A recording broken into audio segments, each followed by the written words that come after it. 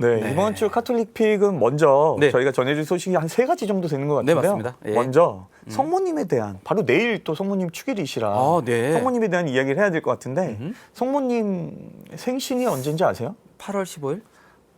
8월 뭐야? 이라고 할 것 같아. 9월 8일이죠. 9월 8일이죠. 네. 근데 사실 신부님이 얘기하신 것도 맞긴 맞아요. 맞죠. 8월 15일이 네. 성부승천 대축일이니까 맞아요. 원래 네. 우리 안에서는 하늘나라에서 새로 태어나는 거잖아요. 오. 그러니까는 모든 성인들의 축일이 사실은 돌아가신 날. 네. 하지만 하늘나라에서는 태어난 날이니까. 첫날이죠. 그쵸? 이건 마치 안녕이랑 똑같아요. 헤어질 때 안녕, 만나도 안녕. 안녕은 영원한 헤어짐은 아니겠지요. 갈까요? 다시 만나. 자, 갈까요? 네. 그래서 네. 그 9월 8일 성모님의 탄신 축일이에요. 근데 이 탄신 축일을 기억하는 이렇게 된 기원은 뭐냐면 사실은 우리가 그 요한복음에서 보면은 예수님께서 배짰다 못 가 있는 네네. 그 환자를 고쳐주시잖아요. 맞아요. 근데 바로 그 옆에 성모님이 태어나신 집이 있었다는 전승이 이제 내려져 오는 거예요. 아. 그래서 그 배짰다 못 가 옆에 성모님의 탄신을 기리는 기념 성당이 있었어요. 아. 그 성인의 봉헌, 그 성당의 봉헌 날이 9월 8일이었던 거죠. 그래서 이제 9월 8일을 예, 예. 성모님의 탄신 축일로 이제 아주 오래 전부터 지내기 시작했고요. 근데 보통 우리가 그 많은 성인들의 축일을 지낼 때 탄신 축일을 지내는 분은 딱 3분 계세요. 보통은 이제 돌아가시거나. 네, 다 돌아가시거나 그렇죠. 그때가 아니면 뭐 축일인데. 그분 시복되시거나 어떤 맞아요. 의미 있는 날짜가 되는데 딱 3분만 태어난 날을 우리가 기억해요. 맞춰볼까요? 네. 예수님, 예수님, 세례자 요한, 세례자 요한, 마리아. 마리아. 박수 치셔야죠. 네. 이게 뭐 보통 그냥 끝났습니다. 이 정도. 의미는 뭐예요? 해주세요. 그러니까 사실은 네. 다 모두가 이렇게 그 하늘나라에서 태어난 날을 축일을 지내게 되는데 맞아요. 예수님의 탄생은 우리의 구원과 너무너무 깊은 관련이 있고요. 그리고 세례자 요한과 또 성모님의 탄신도 그 개인의 태어남을 기념하는 것이 아니고 그분들의 탄생을 통해서 이어지는 구원의 역사. 맞습니다. 그래서 세례자 요한을 통해서 이어지는 예수님. 그렇죠. 그리고 성모님을 통해서 이어지는 예수님. 그게 다. 네, 그래서 이 구원의 역사를 기념하기 위해서 인간이지만 그래서 세례자 요한의 탄생 축일과 네. 또 성모님 마리아의 탄생 축일을 이렇게 기억하죠. 정말 네. 아까 식사하시고 나서 네네. 사무실에서 안 나오셨잖아요. 공부 열심히 했어요. 공부하면 황종호죠. 그리고 또 이게 그 연결되는 것이 있는데 보통 우리가 어머니 뱃속에 맞네. 얼마 동안 있죠? 보통은 한국은 10개월이지만 외국은 9개월 정도. 보통 9개월 정도라고 하잖아요. 네. 그래서 예수님의 성탄이 12월 25일인데 네. 거기서부터 9개월을 거슬러 오면은 가면은 그래서 예수님의 탄생 예고 축일이 바로 그 맞아요. 3월 25일이거든요. 맞아요. 그래서 성모님 탄생 축일도 거기서부터 9개월을 거슬러 올라오는 거죠. 네. 거슬러 올라오면은 언제일까? 12월 8일. 네, 12월 8일. 그래서 원죄 없이 잉태되신 성모님. 맞아요. 그날 또 기억하는 축일이죠. 근데 사실은 근데 원죄 없이 잉태되신 성모님 축일은 좀 나중에 생기는 건 하긴 하지만 어쨌든 뭐 이거 다 연결해서 그러니까 그런 의미를 맞췄다는 게 좀 대단한 것 같아요. 네 그럼 그렇게 해서 연결해서 볼 수 있고 미사를 봉헌하실 때 그 본기도에 보면 네. 성모님의 탄생이 이제 그 탄생이 인해서 우리의 구원도 이제 시작된다라는 어떤 내용으로 본기도를 바치게 되거든요. 또 본기도 바칠 때 요것도 또 기억하시면 미사 참여할 때 더 의미가 있을 것 네네네. 같고요. 또 그 영성체후 기도에 보면 성모님은 우리 구원의 희망의 빛이시다라고 영성체후 기도 때 이렇게 하거든요. 구원의 서광이다라는 표현을 써요. 그래서 보통 성모님께 드리는 여러 가지 호칭들 중에 새별이라는 호칭을 쓰거든요. 그렇죠. 새벽별이라고 호칭을 하는데 이 새벽별은 태양이 뜨기 전에 뜨잖아요. 그래서 성모님의 탄생은 바로 예수님의 탄생을 바로 알려주는 구원의 서광이다라고 이렇게 이야기를 하죠. 그래서 영성체후 기도 때 그렇게 기도하고요. 네. 또 제1독서에서는 미카 예언서의 말씀인데 베틀레헴에서 어떻게 예수님이 태어나시는지에 대한 예고가 이제 거기 나오게 되어 있고 복음이 되게 특이해요. 그렇죠. 복음이 예수님의 족보예요. 그러니까는 아니 성모님의 탄생 축일인데 왜 예수님 족보를 우리가 읽고 있지라고 생각할 수 있는데 성모님의 탄생 축일을 기억하는 건 성모님을 기억하기 위함이 아니고 단순히 성모님을 통해서 예수님을 기억하고 하느님의 큰 구원을 우리가 바라보기 위해서다. 성모님을 통해서 하느님께로. 성모신심의 핵심이죠. 통해서가 제일 중요한 말이죠. 그쵸. 네. 이거 준비 엄청 하셨네. 외우느냐고 힘들었어요. 오늘 짧게 하기로 했었는데 이거 엄청 준비 많이 네. 했어요. 좋습니다. 이렇게 해서 네네. 첫 번째 또 네. 가톨뼈 알아봤고 네, 두 번째. 두 번째는 좀 염수영 추기현님께서 52차 세계 성체대회 참가를 위해서 네네네. 헝가리 부다페스트를 방문하셨어요. 맞아요, 맞아요. 예.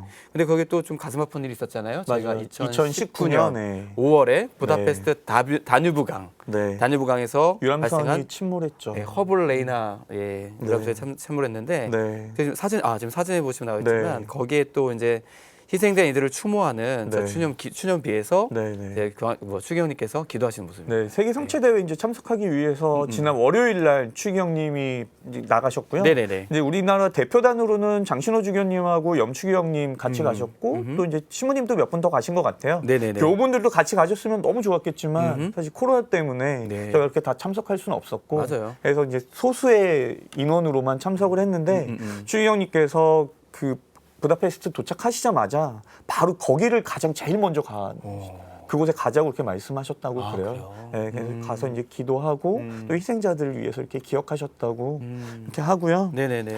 세계 성체 대회에 대해서 좀 이야기를 하자면 맞아요. 세계 성체 대회는 이제 4년마다 각 대륙별로 돌아가면서 열리는 축제인데요. 성체 성사가 어떻게 보면 우리 신앙에 있어서 가장 핵심이고 원천이고 절정이잖아요. 그래서 성 요한 바오로 2세 교황님께서도 교회는 성체 성사로 산다라는 회칙을 발표하셨었고 그 회칙을 제가 잠깐 읽어드리면 네네. 회칙 22항에 이렇게 나옵니다. 교회는 십자가의 영원한 희생 제사에서 그리고 성찬례를 통하여 그리스도의 몸과 피의 결합됨으로써 자신의 사명을 수행할 영적인 힘을 얻습니다. 그러므로 성찬례는 모든 복음화의 원천이며 정점입니다라고 이렇게 이야기를 하세요. 네네네. 근데 이제 예수님의 희생 제사를 통해서 그래서 예수님과 하나로 일치하고 그래서 그렇게 우리도 우리의 삶을 영적으로 봉헌하게 되고 네. 예수님 안에서 하느님과 우리가 또 일치하고 그 예수님의 몸과 피를 같이 먹고 나누어 마시면서 네네. 같은 빵과 같은 피를 먹고 나누는 우리도 또 예수님을 통해서 하나로 일치하고 그래서 예수님께서 2000년 전에 드리셨던 그 십자가의 희생 제사를 지금 여기에서 우리가 봉헌하는 것이기도 하고요. 그리고 맞습니다. 다가올 하늘나라에서 누릴 천상의 잔치를 미리 이곳에서 우리가 누리게 되는 거죠. 어떻게 보면 가장 신앙의 가장 원천이 절정인데 지금 저희가 코로나 시기에 이렇게 미사를 마음대로 못 드린다는 거. 네네네. 그래서 신앙의 가장 핵심은 예수님과 우리의 어떤 인격적인 만남이잖아요. 그래서 대면하고 같이 어우러져야 되는데 요즘 그렇게 하지 못하니까 맞아요. 그래서 한편으로는 비대면으로 이렇게 해야 되는 많은 신앙생활들이 안타깝고 그래서 더 예수님을 만나고 싶다는 직접 만나고 싶다는 어떤 그런 간절한 마음이 사실은 더 들게 되는 것 같고요. 또 그런 마음을 담아서 또 추경님 이번에 또 직접 네. 또 참석하신 거겠죠. 네네 그렇죠. 그리고 이제 지금은 우리가 코로나 때문에 이렇게 뭐 대면으로 미사를 못하긴 하지만 어떤 이런 아쉬운 마음을 간직하고 이 상황이 이제 해소가 되면 네. 예수님 앞으로 바로 달려가야 될 것 같아요. 그럼요. 예수님도 얼마나 우리를 기다리고 계시겠어요. 저 신발 안 신고 달려갈 거예요. 아 정말 맨발로. 맨발로. 어. 바로 달려갈 이렇게 침도 안 바르고. 아니요, 진짜 달려갈 거예요. 네. 네. 좋습니다. 그렇군요. 네. 아주 되게 의미를 잘 설명해 주셨고 네. 또 하나 저희 또 하나 이제 세 세계성체대회는 번째. 세계성체대회는 네. 잘 모르시겠지만 1989년, 89년 네네. 맞죠? 그때 저희 오셨어요. 교황요한 바울 2세 교황님이 오셔서 오셨었죠. 저희 우리나라에서도 그 여의도에서도 맞습니다. 진짜 그 많은 사람들이 여의도 광장에 다 모였었고 아마 제가 듣기로는 그때 하늘에서 태양의 기적이 있었다 이렇게 얘기가 성체 모양으로 이렇게 나타났었다라는 얘기를 제가 그래서 기억이 이제 얼핏 나요. 어르신 분들이나 좀 신앙생활 오래 하신 분들은 그때 기억 있으실 것 같아서 그 대회에 지금 염추기현님 가셨다. 이렇게 말씀을 좀 맞아요, 드립니다. 맞아요. 네, 그렇게 생각하실 수 있으면 좋겠고. 세 번째 소식. 네, 세 번째 소식입니다. 먼저 근데 세 번째 소식은 네. 영상으로 먼저 좀 보셔야 될 것 좋습니다. 같아요. 네, 보시죠. 하느님께서 놀라운 선물을 베푸셨습니다. 하느님의 섭리로 우리 교구는 그간 행방이 묘연했던 세 분의 순교 복자 유해를 찾았습니다.